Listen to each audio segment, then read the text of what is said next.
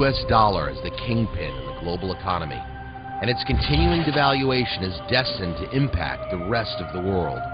If that devaluation is sudden, I suspect many people will be blindsided and panic.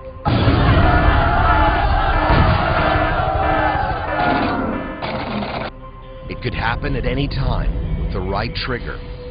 It could happen on any ordinary day on Wall Street, even a day like today. The Dow, NASDAQ, and S&P 500 are all up. Gold and silver are at all-time highs, and U.S. unemployment is officially at 11%. The U.S. dollar is in decline.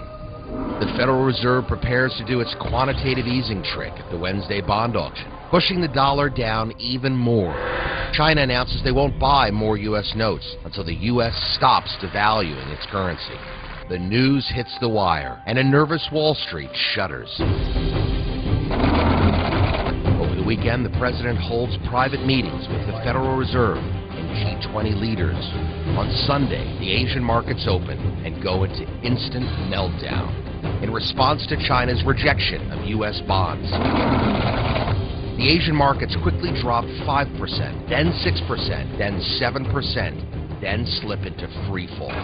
Other currencies start to slip, and soon an avalanche of sell orders sends markets around the world spiraling down.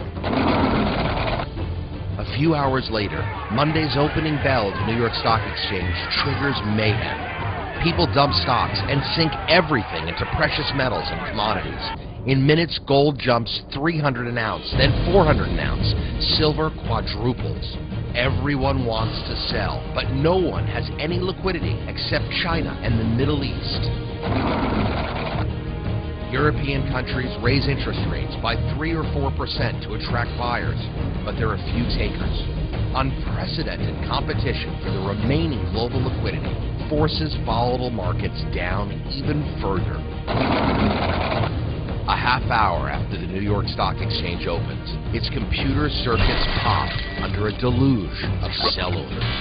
Wall Street computers freeze, and trading is halted for the entire day. Tuesday morning still sees circuits jammed with sell orders, and the New York Stock Exchange is unable to open. With no buyers, the market is dead.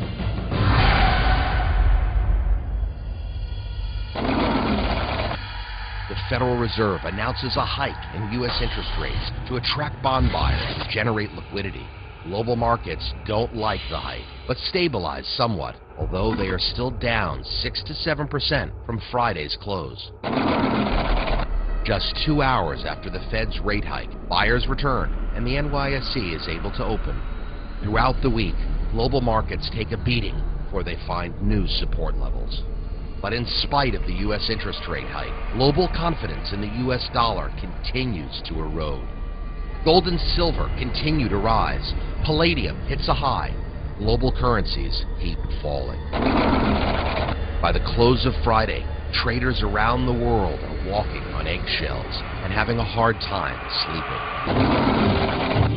That weekend, the Fed meets again with the president, then announces a second interest rate hike. Currency markets instantly respond. Banks in Western Europe hike interest rates in sync with the United States. On Sunday, China has first crack at the higher yield U.S. bonds, but buyers are still scarce.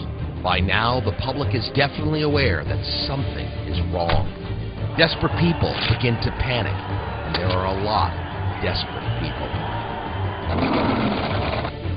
On Monday, the opening bell at the NYSE triggers a glimpse of hell. Traders around the world become net sellers of equities, bonds, and Western currencies. Everyone wants out at the same time. Panic and confusion sweep the globe, and markets are in free fall again. This time, nothing stops them. Within minutes, electronic trading systems around the world short-circuit under the load of sell orders. The NYSE shudders to a halt in what will become known as the Great Wall Street Freeze. As billions of dollars in wealth vaporize, the shock ripples throughout the international financial world. Stunned by the devastation, Some traders choose oblivion. Others obsess about how to recoup their losses if and when the market reopens. Others join the rash of suicides. Others slip away quietly and are never heard from again. What can be done? World markets need a solution fast to get going again. The solution will look like nothing we've seen before. In an emergency meeting, the International Monetary Fund and G20 leaders conclude that the quickest way to jumpstart the paralyzed markets is to restructure all westernized debt in one fell swoop, set new international lending policies, and issue a global common currency.